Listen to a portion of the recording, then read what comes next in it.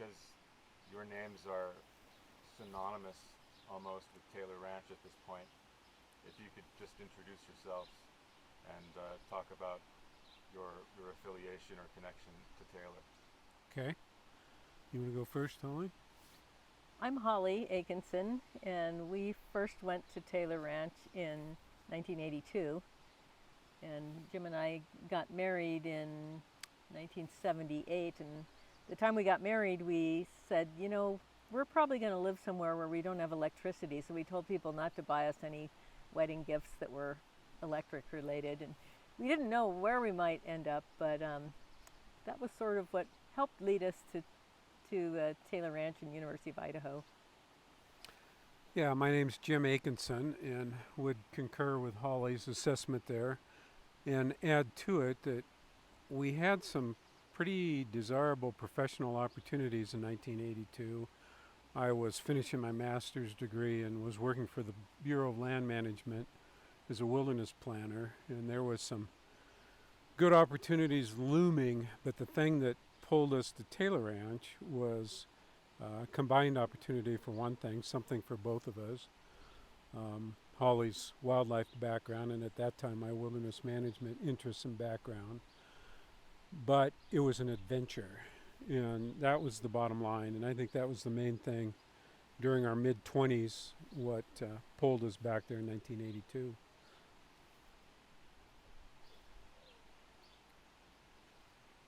Just to give you a heads up, if I have an awkward pause after you finish talking, it's just so that there's enough space there to cut and have it be, Yeah. seamless. Okay. But, so let's see. At that time, this was 82. You said. Yeah. Mm-hmm. So was this a couple years after the Frank Church River of No Return Wilderness had been officially designated by Congress? Well, it was in between two significant namings, basically, which was the River of No Return Wilderness is 1980, and then the Frank Church River of No Return Wilderness occurred in 1984, I believe. And so we were right in between that 4-year period. It was transitioning to designated wilderness from being referred to as the Idaho Primitive Area. And a lot of people, pilots and backcountry recreationalists, were still referring to it as the Primitive Area.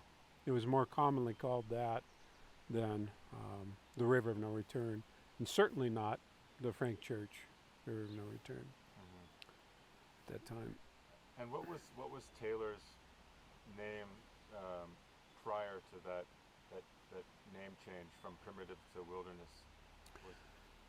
Taylor Ranch per se. Well, under university ownership dating back to 1970 technically, it was known as either Taylor Ranch Field Station, which was most of our time period there, or Taylor Ranch Research Station or Research Center. Do you have anything that can... Well, I was thinking you meant before Taylor was there. It was called the Lewis Place. Yeah, in the 30s. Dave Lewis was the one that homesteaded. So the site has had different names, but I think still people often refer to it as Taylor Ranch. The university is more formalized in name now with the research station part. But a lot of the local people still refer to it as Taylor Ranch. Interestingly, it was referred to a lot as the ranch. And I know as our early years as managers, we thought that needed a modification or something more specific. Well, it was awkward because then we became the ranch managers, which we weren't really ranchers or managing a ranch. So it was a little confusing with the management piece. Can we cut for just a minute? I'm going to put sure. both dogs in the house. Yeah. They're too distracting. May or may not. Dog disturbance. So one thing that I would say in those early years, and we had familiarity with Hell's Canyon Wilderness, the Eagle Cap Wilderness, and to me it just felt and seemed to be much more like an Alaskan wild place than either one of those wildernesses we were familiar with here. And a lot of that relates to the fact that it had a lot of aviation in it. There's so many places that you could fly to, and such a dependence from a service perspective on the mail plane and that whole mail service. And to me, I really like that feel, that it was broader than just some ice glacier peak type wilderness or big canyon. It had a backcountry culture connected with it, and that seemed very apparent right from the get-go. And the other thing is that it's such a large landscape that the wilderness itself encompassed everything from alpine summer ranges for large mammals to the winter ranges, whereas most wildernesses only have part of the area that's used by large mammals. So that was really what I found fascinating, and we enjoyed living on Big Creek and working up and down the canyon, hiking, and knowing that what we saw was what was out there. There were no other people disturbing animal movements or behaviors, that it was truly a large-scale intact system. Can you describe the geography of the site when you step out the front door? What do you see? Well, you're in the middle of a massive block of mountains, the Salmon River Mountains, but you're also in a canyon environment. And to me, it just was so similar to Hell's Canyon, except for obviously Big Creek's a side canyon in the Middle Fork, which is a side canyon to the Salmon River. I would say it's a river-dominated landscape, riverine-dominated landscape. And everything's uphill except when you go down Big Creek. And often uphill in steep ways. So really provided with that quick relief of diversity of environments in a very short distance. Dave Lewis Peak was right behind Taylor Ranch, and that was 9,000... 350. Yeah. And Taylor Ranch was around, 3,700 feet. 3,000, yeah.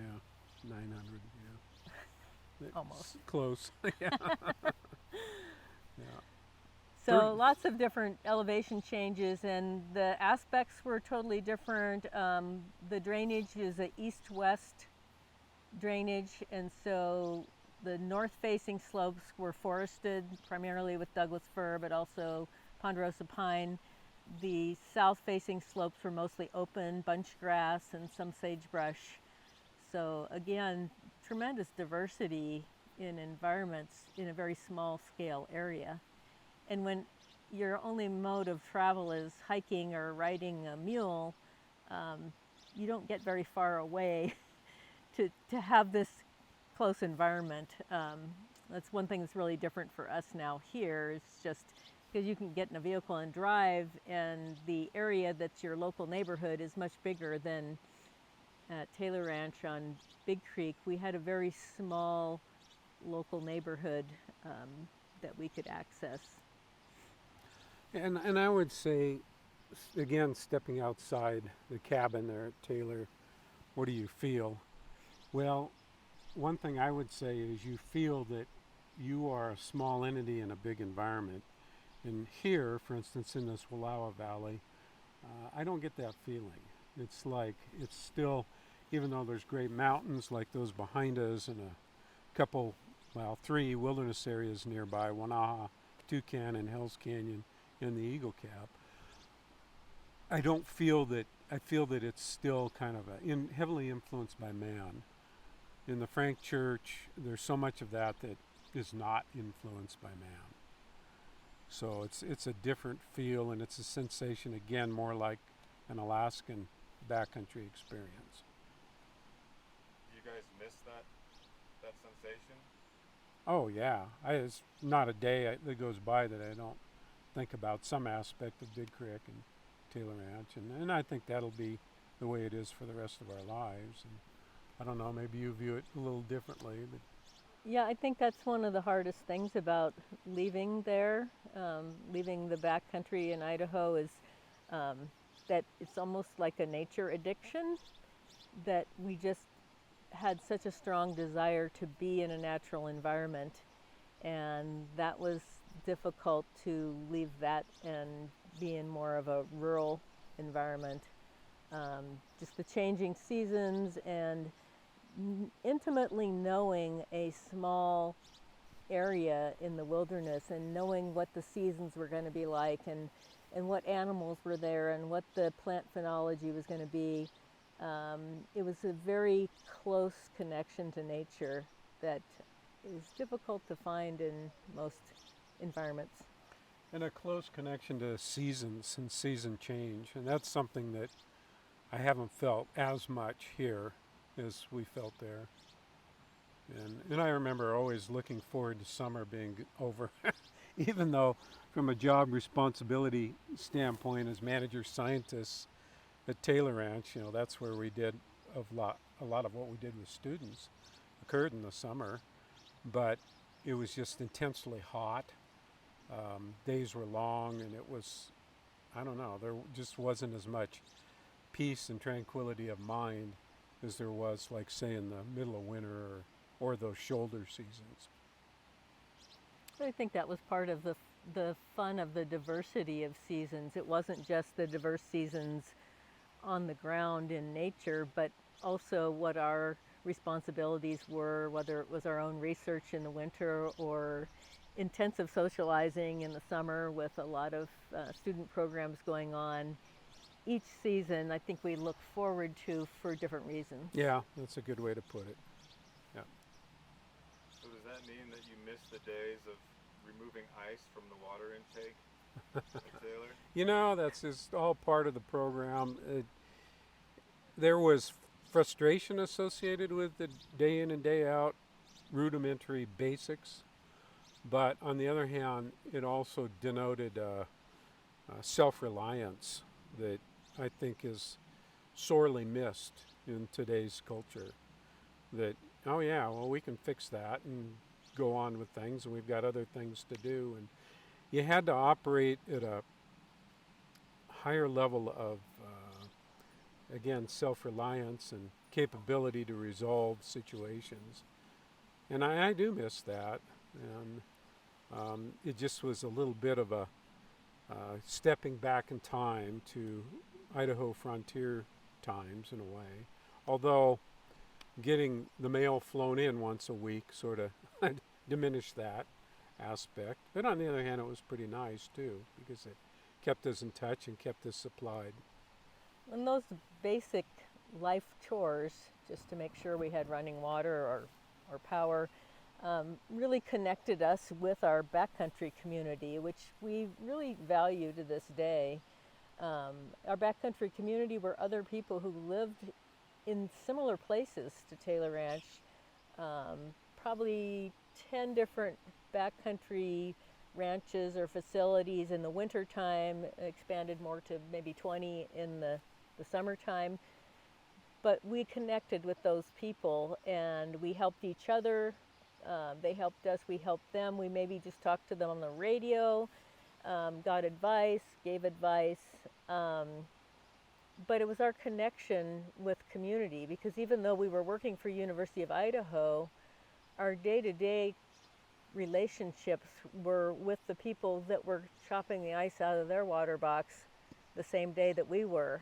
And so we may have had very different political views or educational backgrounds, but those were our friends and people that we really bonded with because we shared that lifestyle.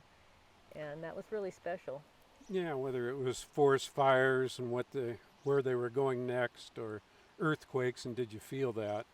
That was all communicated on this backcountry radio network. And And that was the glue that pulled together our community and really our culture, and something that we're trying to capture now through possibly a book, at least an essay of people's backcountry radio experiences. And we're communicating with several people who lived through a similar time period in the Idaho backcountry as us, and to tell some stories of interest from their backcountry radio events, to capture that, because it's already gone.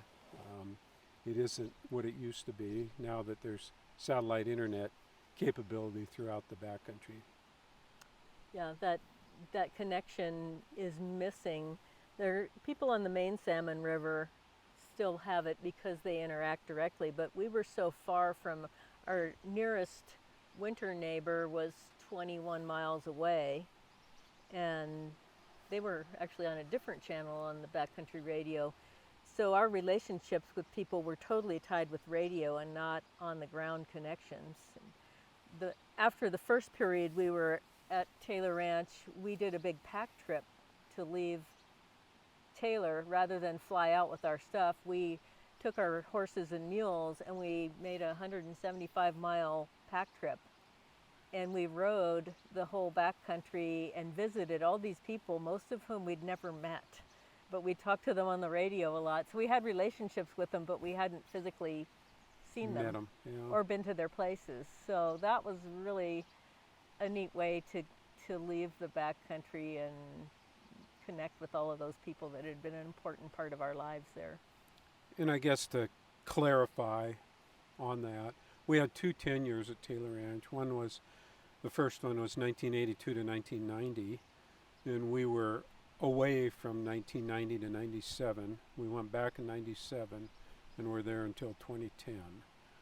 So basically 21 years of full-time residence there over a 28-year period. And we saw a huge transition. In fact, that became, I guess, a fundamental theme in the book that we wrote, titled 7,003 Days in the Frank Church River No Return Wilderness, was the transition from the old ways of Idaho to basically the new ways, which came about, I would say, really distinctly in about the year 2000 coming forward. So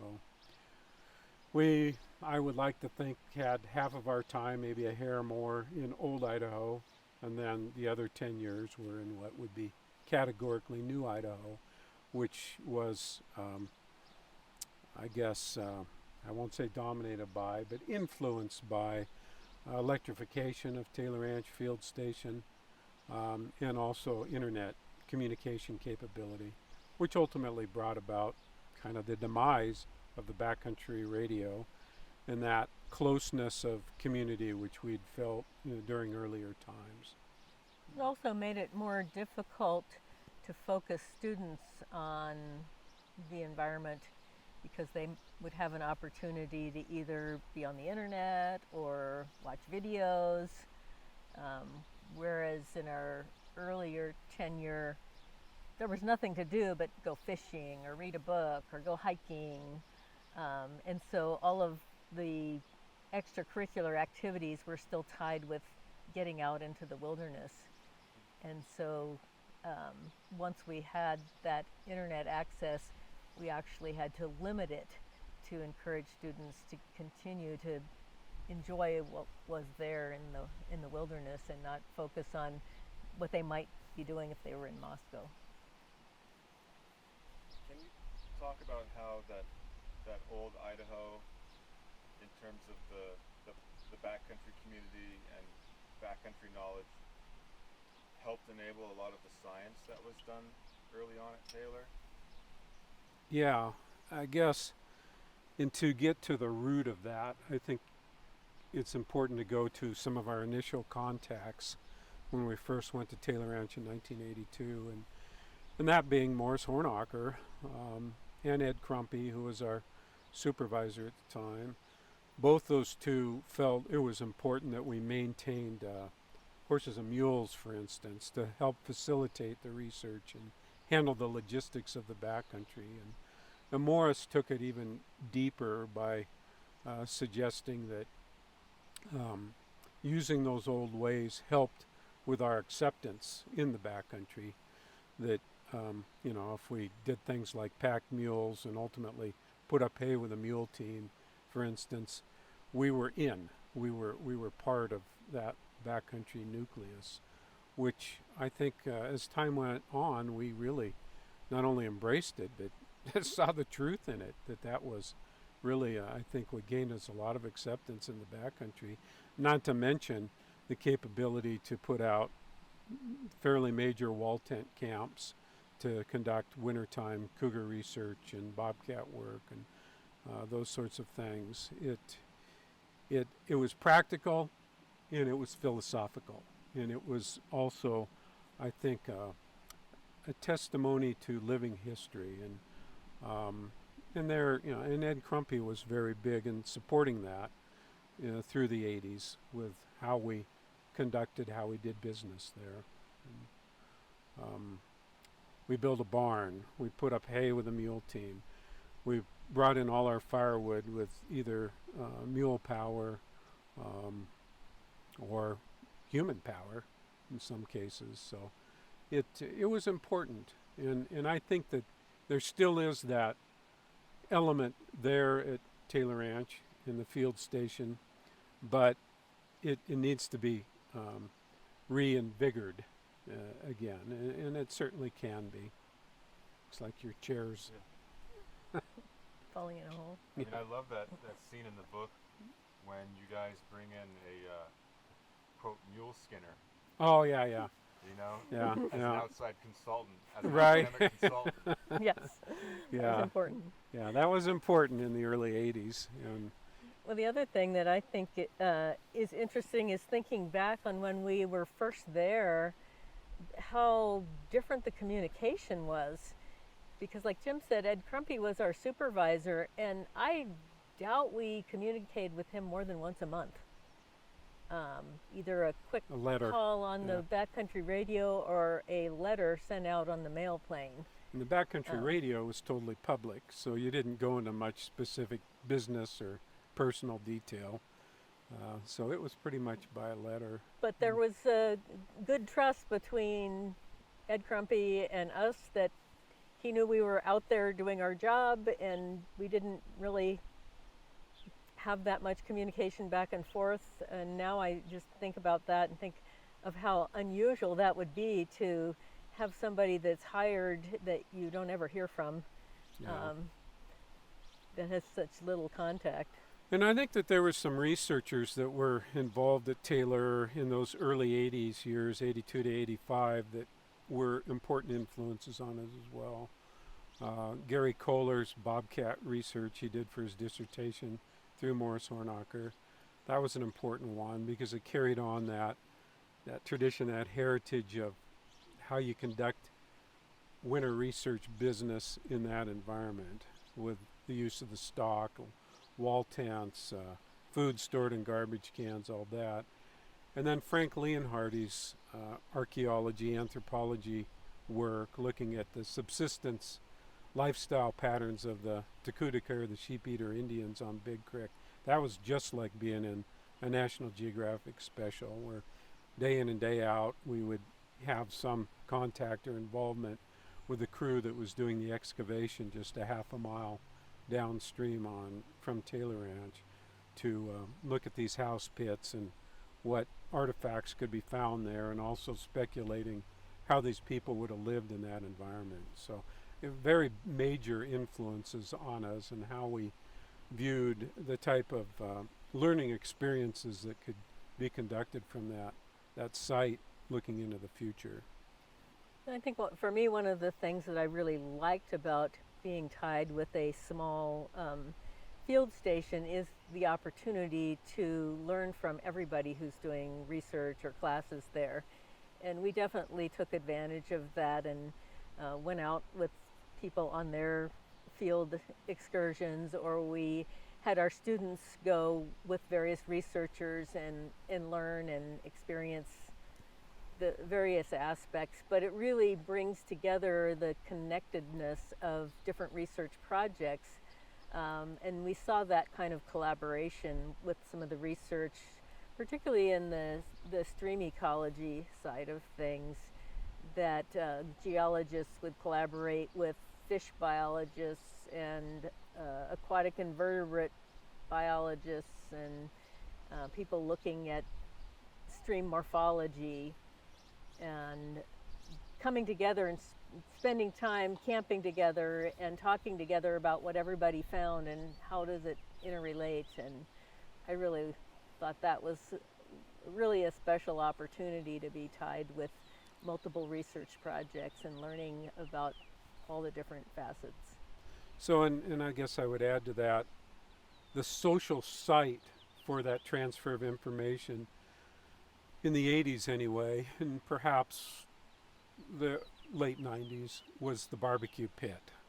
The same pit where Dave Lewis had entertained his clients in the 1920s and 30s, and Jess Taylor in the 50s and 60s. That's where everybody would get together and transfer that information.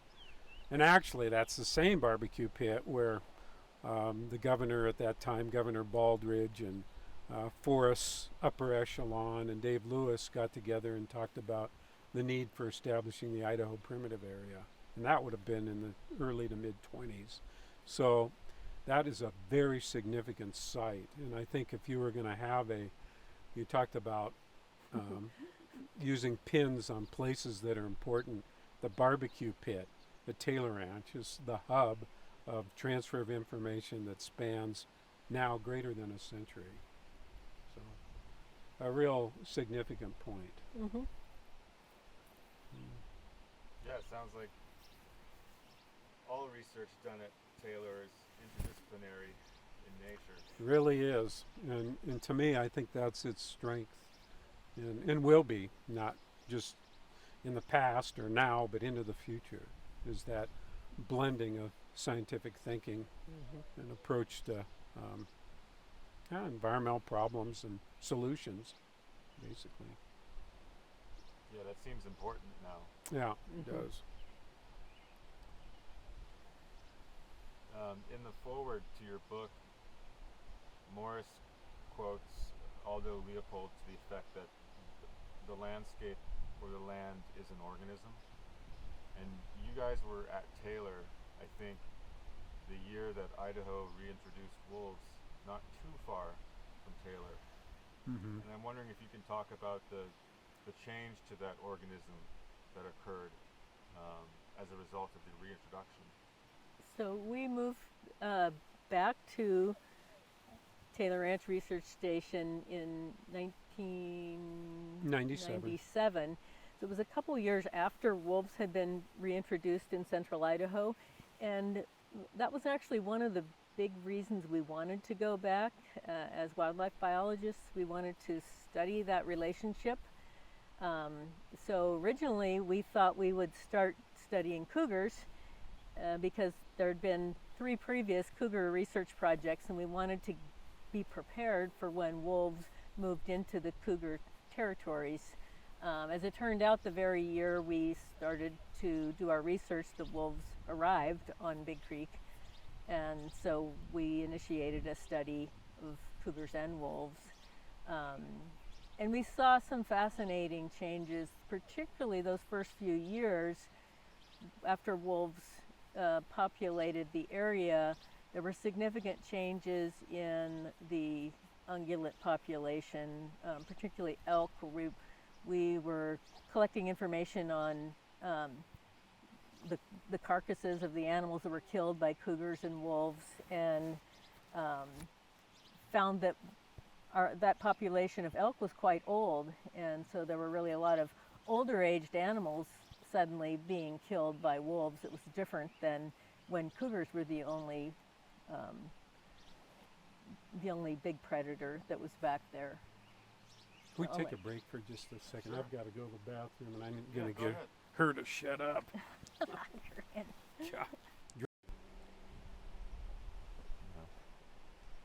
So we were talking about changes to the landscape as a result of the reintroduction of wolves? And I guess I would say, in regards to that, I wouldn't really say the landscape as much as the occupants of the landscape, the other animals. And there was quite a bit of effect, particularly as the years went by and wolves became, basically asserted their dominance and became more numerous. We had this phenomena which really complicated that assessment and our research, in that at the same time wolves were gaining momentum and increasing in number, we had this massive wildfire. So it was kind of hard to sort out, is the effect of what's going on related to the fire? Is it the wolves, or is it a combination of the two? And I guess our focal species that we were looking at to get at that question was cougars, was mountain lions. And they certainly were affected by both those entities. The fire, in terms of how it affected the prey base, the prey species, but they were having a struggle, and then you put wolves in on top of it, and I just think it really affected cougars adversely. So now it'd be interesting to look at that same situation now, that there's been an element of reduction in wolf numbers through hunting, and cougars have had the opportunity to adapt to living with wolves. It's dynamic. It's always in a state of change, and the situation that we saw it at was certainly different than the situation of today. Well, I think that that's really the big message that we learn personally and professionally, is the dynamics of a wild environment. That, Morris Hornacher had also quoted Aldo Leopold about the stability of an ecosystem and coming back to a stable state. But it's the dynamic aspect that really, I guess you could call it stable or you could call it not stable, but things change and different aspects influence other aspects, and they may not come back to the same normal that there was in the past. And we had one of our favorite data sets that we looked at was the long-term change in ungulate populations over time. And we used a variety of sources for data and looked at relative abundance of deer and elk and bighorn sheep and moose and mountain goat.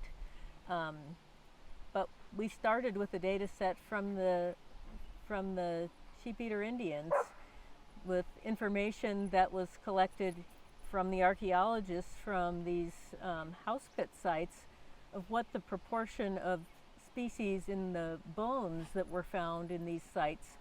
And early on, at 2,000 years ago, bighorn sheep were the predominant species in Lower Big Creek, and that's what the Indians were eating.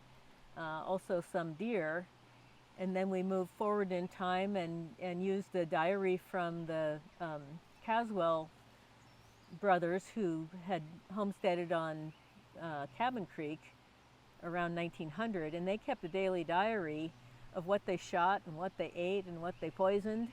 And so we got a good sense of what the relative species abundance was at that time, and at that time it was primarily deer, with probably bighorn secondary and rare for elk. And rare for wolves, which was rare interesting. for wolves. They would mention hearing wolves, but not really talking about packs of wolves. But they were very busy killing cougars with poison, and sometimes killing their own dogs with their poison. And then coming forward in time, we had some Forest Service and Idaho Fish and Game counts from the 30s and the 40s and the 50s.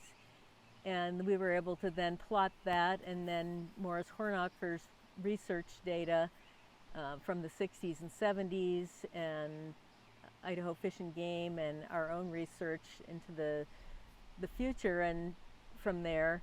And we saw that there was a dramatic change in the relative species abundance between the different species, and there were several things that probably drove them. Some of them were human affected. related to hunting, and some of them were natural changes in the environment. So that whole story of the dynamic equilibrium it was just fascinating to see in the wilderness when you can actually look at large ungulate populations over time like that. That's quite a data set. It is. Yeah, It's a big it's data very set. unusual, but you know the pieces kind of fit together, and I think they're reasonably accurate about what was actually happening on the ground. But yeah, some different sources. Yeah, and it seems like Taylor is essential to maintaining continuity between these extremely diverse data sets that maybe a modern research institution can't really accomplish. Yeah. Right. Well, it sort of epitomizes a natural history baseline, and with a lot of emphasis on both nature and history, and that is extremely unique. And it could be that Taylor will reach its own prominence, that role it probably deserves in a terrestrial environment as time goes on. And climatological data, we maintained a weather station for all the years we were there, spanning again that 28-year time period.